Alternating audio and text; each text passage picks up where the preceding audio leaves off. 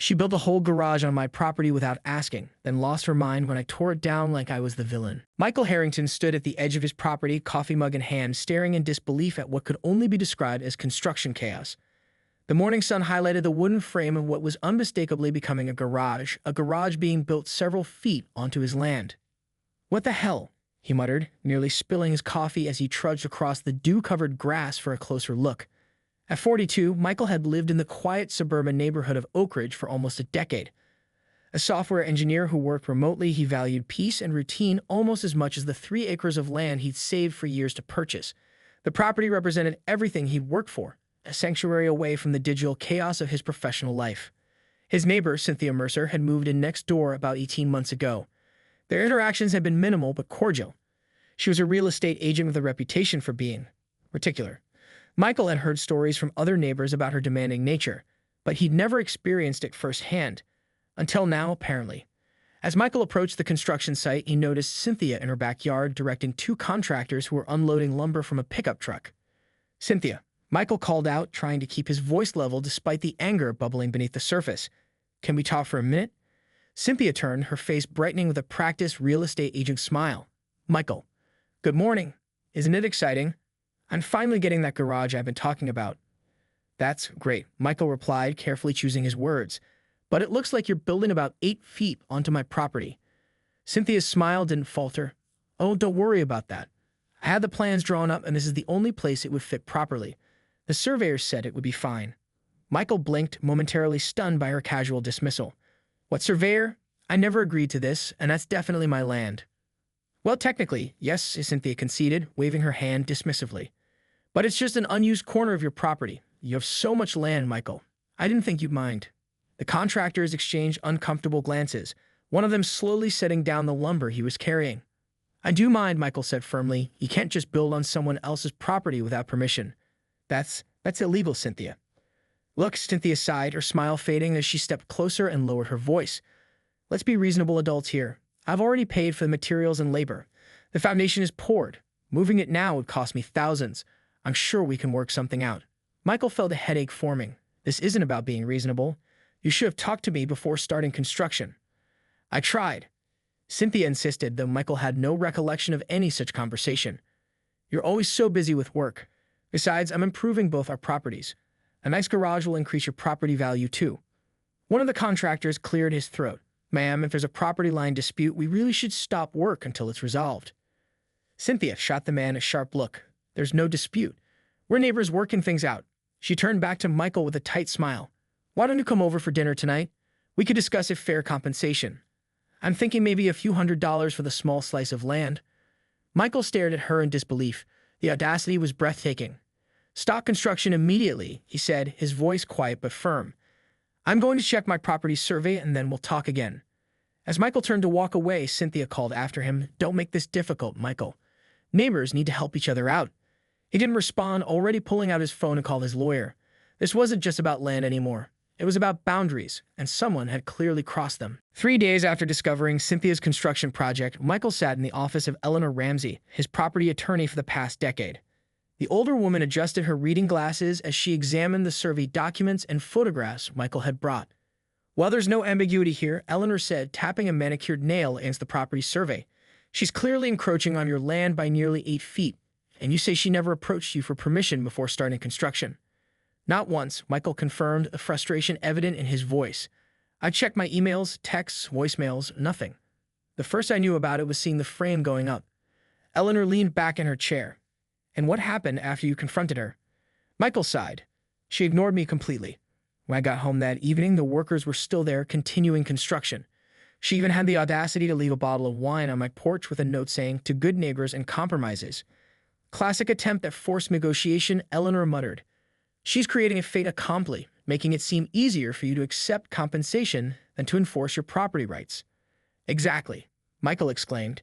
"And yesterday, she had concrete delivered for the floor. It's like she's racing to finish before I can stop her." Eleanor removed her glasses. "In that case, we need to act quickly. I'll draft a formal cease and desist letter today, and we'll have it delivered by courier before close of business. We'll also file for an emergency injunction with the county court." "And if she ignores that too?" Michael asked. "Then we move to more decisive action," Eleanor replied, her tone serious. But let's start with the legal formalities. 2 days later, Michael watched from his home office window as a courier delivered Eleanor's cease and desist letter to Cynthia. He observed her reading it at her doorstep, her back stiffening with each line. When she finished, she crumpled the paper in her fist, glanced up at Michael's window, and threw the letter to the ground before storming inside. That evening, Michael's doorbell rang. When he opened the door, Cynthia stood there, her smile tight and her eyes cold. "This is completely unnecessary," she said, thrusting a folder at him. "I've drawn up a proposal. I'll pay you $2,000 for that small section of land, which is frankly generous considering current property values. Or I can give you unlimited access to the garage when I'm not using it." Michael maintained his composure. "Cynthia, it's not about money. You built on my property without permission. The construction needs to stop and what's been built needs to be removed." "Removed?" Cynthia's voice rose an octave. "Do you have any idea how much I've already invested? Over $15,000. You can't expect me to just tear it down." "I didn't ask you to build it in the first place," Michael pointed out. Cynthia's expression hardened. "Fine. $5,000 for the land. Final offer." "It's not for sale," Michael said firmly, "and the court injunction hearing is set for tomorrow morning. All construction must stop until then." "You're making a serious mistake," Cynthia hissed. "I know people on the zoning board. I've lived in this community for years." 18 months, Michael corrected. "I've been here almost 10 years. Cynthia's face flushed. "This isn't over," she warned before turning on her heel and marching back to her house. The next morning, Michael awakened to the unmistakable sound of power tools. He rushed to his window to see Cynthia's contractors working at an accelerated pace on the garage. The walls were now going up and what looked like roofing materials had been delivered. "Unbelievable," Michael muttered, quickly dialing Eleanor. "She's ignoring the cease and desist and trying to finish before the injunction hearing," he explained when his attorney answered. "Take photos," Eleanor instructed. "Document everything. This willful disregard will only strengthen our case." For the next hour, Michael documented the ongoing construction, watching as Cynthia periodically emerged from her house to urge the workers to move faster. She caught sight of him taking photos and made an obscene gesture before disappearing back inside. By the time Michael and Eleanor arrived at the county courthouse that afternoon, the garage's exterior was nearly complete. They waited in the courtroom as several cases were heard before theirs, Michael growing increasingly anxious. When their case was finally called, Eleanor presented the property's survey, the cease and desist letter, and the photos of continued construction. The judge, a stern woman in her 60s, listened carefully, her expression growing increasingly troubled. "And the respondent, Ms. Mercer?" the judge asked, looking around the courtroom. Cynthia was nowhere to be seen. By the time Michael arrived home from the courthouse, the scene next door left him momentarily speechless. Not only had construction continued, but the pace had intensified dramatically. A team of at least 8 workers swarmed over the structure like ants, attaching siding, installing windows, and working on what appeared to be electrical wiring. The garage, which that morning had been just a frame with partial walls, now stood nearly complete. Michael approached the nearest contractor, court injunction in hand. "Excuse me, I need all work to stop immediately. I have a court order." The man, a burly foreman with a weathered face, barely glanced at the document. "You'll need to talk to the homeowner. We're just doing what we're paid for." "This is a legal document ordering all construction to cease," Michael insisted, his frustration mounting. The foreman shrugged. "Like I said, take it up with Ms. Mercer. We finish this job today or we don't get paid." As if on cue, Cynthia emerged from her house, phone pressed to her ear. Seeing Michael, she ended her call and approached with an unsettling smile. "Michael, what did the court say?" "Not that it matters much now." She gestured proudly toward the nearly completed garage. "The judge granted the injunction," Michael said, holding up the document. "All construction must stop immediately, and there will be an official survey within 72 hours. Cynthia's smile didn't waver. "Well, that's unfortunate timing. We're practically finished." "Did you hear what I said? This is a court order. You're violating it right now." Cynthia tilted her head, studying him with something like pity. "You know, you really should have been more reasonable about this. A simple neighbor-to-neighbor agreement would have been so much easier than all this legal nonsense." "You built on my property without permission," Michael stated for what felt like the 100th time. "Property lines are such abstract things, aren't they?" Cynthia mused, ignoring his growing anger. "In the grand scheme of life, does it really matter if my garage extends a few feet onto your unused land?" Michael took a deep breath. "The sheriff's office has been notified. They'll be here shortly to enforce the injunction." For the first time, Cynthia's composure cracked slightly. "That was unnecessary. But fine, we'll be done before they arrive anyway." She turned to a foreman. "Double time pay for everyone if you finish in the next hour." The workers, who had slowed to watch the confrontation, immediately resumed their frenzied pace. Michael retreated to his house to call Eleanor, watching the construction through his window as the garage rapidly took its final form. By the time a sheriff's deputy arrived 90 minutes later, the workers were packing up their tools, the garage standing complete with fresh paint and even a set of brass house numbers that matched Cynthia's home. The deputy, a young man named Ramirez, reviewed the injunction and frowned. "The structure appears complete, sir. We can prevent further work, but removing an existing structure would require additional court orders." "So she just gets away with it?" Michael asked incredulously. "Not necessarily," Deputy Ramirez replied. "The court will still need to determine the appropriate remedy, but demolition would require specific authorization." After the deputy left, Michael watched as Cynthia personally hung a decorative wreath on the garage door, then turned to wave at him with a triumphant smile before going inside her house. 3 days later, the official surveyor confirmed what Michael already knew. Almost a third of the new garage, roughly 240 square feet, encroached on his property. Eleanor immediately filed an amended complaint with the court, requesting either removal of the structure or significant compensation for the land. While waiting for the court date, Michael noticed strange cars occasionally parked in Cynthia's new garage. When he mentioned this to Eleanor, she had him document the license plates and times. "She's renting it out," Eleanor confirmed after making some inquiries, "probably as private parking to supplement her income. That's actually helpful for our case. She's profiting from your property." The day before their scheduled court appearance, Michael received an unexpected visitor. A middle-aged man in an expensive suit introduced himself as Warren Pierce, Cynthia's attorney. "Mr. Harrington, I was hoping we could resolve this matter without further court proceedings," Pierce said smoothly. "My client is willing to offer $10,000 for the affected portion of your property, plus an easement agreement that would protect your interests." Michael crossed his arms.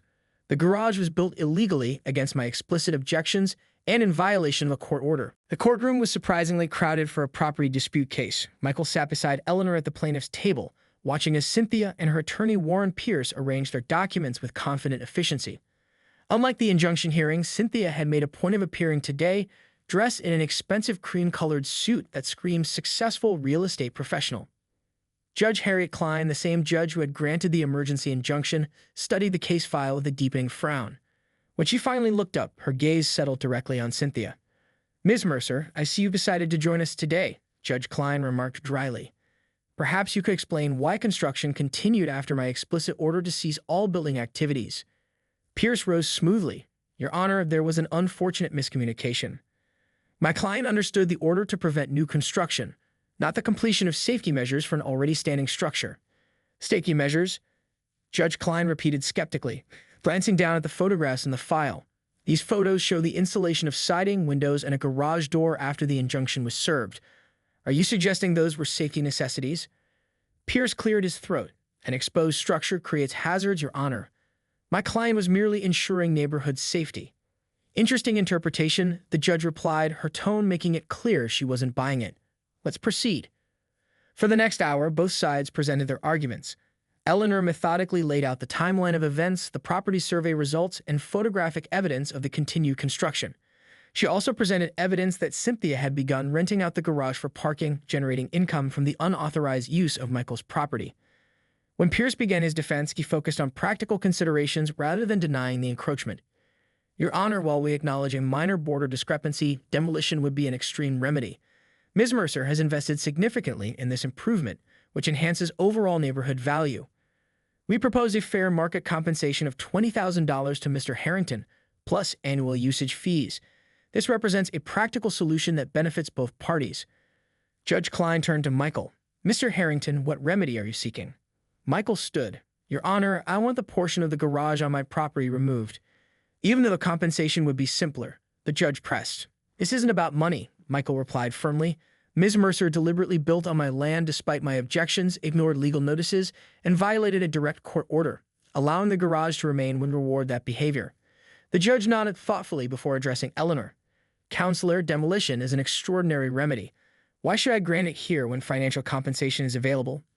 Eleanor stood. "Your Honor, this case involves 3 exceptional factors. First, Ms. Mercer built on Mr. Harrington's property without any prior permission or discussion. Second, she continued construction after receiving formal notice that she was encroaching. And third, she deliberately accelerated construction to complete the garage in direct violation of this court's injunction. This wasn't an innocent mistake. It was a calculated attempt to create a fait accompli. Judge Klein considered this, then addressed Cynthia directly. Ms. Mercer, did you at any point obtain written permission from Mr. Harrington to build on his property? Not exactly written, Cynthia replied smoothly. We had verbal discussions where he indicated he wouldn't mind. That's absolutely false, Michael interjected. The judge raised a hand for silence. And after Mr. Harrington objected to the construction, why did you continue building? I had already invested significant resources, Cynthia explained, her expression earnest. Moving the garage at that point would have been prohibitively expensive. I assumed we could reach a reasonable financial arrangement. And when my injunction was delivered, Judge Klein pressed. Cynthia hesitated. I believed the structure needed to be secured for safety reasons. The judge's expression made it clear she wasn't convinced. I'll need time to consider my ruling. Court will recess for lunch. We'll reconvene at 2 p.m. As they filed out of the courtroom, Pierce approached Eleanor and Michael in the hallway. My client has authorized me to increase the offer to $25,000, he said quietly. That's well above market value for that small parcel. Cynthia burst from her front door in a silk bathrobe, her face contorted with rage as the workers began unloading equipment and setting up temporary fencing around the garage. What the hell do you think you're doing? She shrieked, marching across her lawn toward Michael. Enforcing the court order, Michael replied calmly, handing her a folder of documents. The deadline expires today. Since you've taken no action to comply, I'm exercising my legal right to remove the portion of the structure on my property. Cynthia tossed the documents to the ground without looking at them. You can't do this. My appeal is pending. The judge explicitly denied a stay during the appeal process, Michael reminded her. I have the legal authority to enforce the order myself if you fail to comply. This is insane, Cynthia whipped out her phone. I'm calling the police. Feel free, Michael said with a shrug. I've already notified them. There's an officer on the way to monitor the situation and ensure everything proceeds peacefully. As if on cue, a police cruiser pulled up to the curb. Officer Ramirez, the same deputy who had responded to the initial injunction violation, stepped out and approached them. Ms. Mercer, Mr. Harrington, he greeted them professionally. I understand there's a court order being enforced today. Cynthia turned to the officer, her voice rising to a near scream. He's trying to destroy my property. You have to stop him. Officer Ramirez reviewed the court documents Michael provided and then nodded. Everything appears to be in order, Ms. Mercer. Mr. Harrington is within his rights to enforce the court's ruling. This is outrageous, Cynthia spat. I'm calling my attorney. As she stalked away, furiously dialing her phone, the demolition foreman approached Michael. We've reviewed the property survey and the court order. To meet the requirements, we'll need to remove approximately 8 feet of the garage, essentially the entire back wall and a portion of the roof. Michael nodded. Do whatever is necessary to fully comply with the court order. Not an inch more, not an inch less. The foreman hesitated. Sir, you should know this won't be pretty. The structure wasn't designed to be partially demolished. We'll do our best to make a clean cut, but the remaining portion on her property will need significant reconstruction to be functional again. I understand, Michael said. Please proceed according to the court order. Within 30 minutes, Warren Pierce arrived, parking his luxury sit-in with 2 wheels on the curb in his haste. He barely glanced at Michael as he rushed to consult with Cynthia, who had dressed and was now pacing her driveway, shooting venomous glares at the workers setting up their equipment. After a brief, intense conversation, Pierce approached Michael and Officer Ramirez, his professional demeanor strained. Mr. Harrington, this is completely unnecessary, Pierce began. My client is prepared to offer $50,000, more than double the property's value, to resolve this matter immediately. Michael shook his head. The time for negotiation was before she built on my land, or at least before she violated the court order. The offer is declined. $75,000, Pierce countered desperately. That's my final offer. This isn't about money, Michael said firmly. It never was. Pierce's expression hardened. Then what is it about? Revenge? Consequences, Michael corrected him. Actions have consequences. Ms. Mercer made a series of deliberate choices, ignoring my property rights and the court's authority. Now she's facing the natural outcome of those choices. As their conversation ended, a loud mechanical whine filled the air as the demolition team fired up their equipment. Cynthia rushed over, her composure completely gone. Stop this right now, she demanded, her voice cracking. Do you have any idea what this will cost me to repair? The garage will be completely ruined.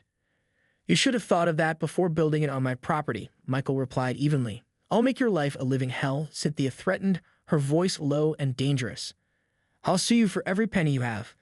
I'll turn the entire neighborhood against you. Officer Ramirez stepped forward, Ms. Mercer, I need you to step back behind this safety perimeter. And I should caution you that threats could be construed as intimidation, which would complicate your situation further." Seething with rage but recognizing she was outmaneuvered, Cynthia retreated to her front porch, where she sat rigidly watching as the demolition crew began their work. The process was as messy as the foreman had warned. Precision cutting tools sliced through the garage's back wall precisely at the property line. Support beams were carefully severed,